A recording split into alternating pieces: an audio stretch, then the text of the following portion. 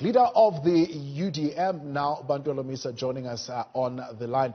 Shagaza, good evening and thank you for your time. The president delivering an address earlier on saying we shall overcome the pandemic, taking the measures that he has put in place. What is your feeling on the opening up of the cinemas, the theatres, the restaurant sit-ins, as well as the personal care industries? Well, firstly, I think we should never forget that right from the word go, when the government started to ease some of these regulations, they said they are applying a balancing act.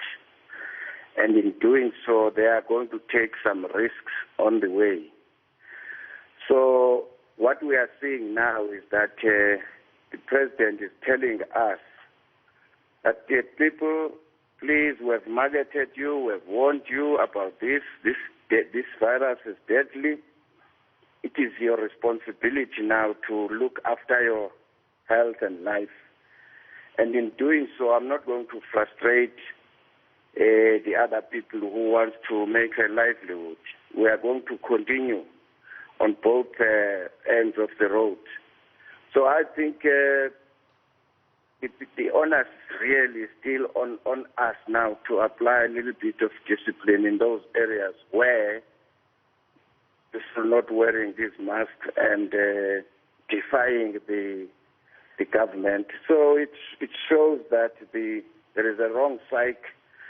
That psyche where there's a lack of discipline in the country as a whole. If we were a disciplined nation, I'm sure these levels would have been low.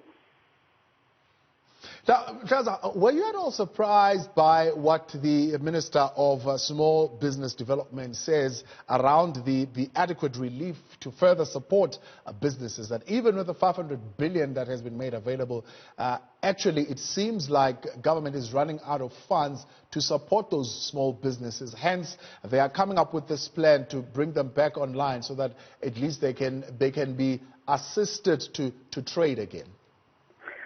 I wouldn't be surprised that they are running out of money. After all, you'll recall that before coronavirus, this country was in crisis where we were facing crisis of fiscal crisis.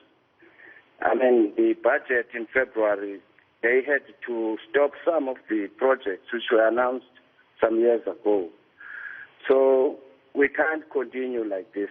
So a balancing act must be applied, but if people are not disciplined, they don't listen to the instructions from the health inspectors and everybody.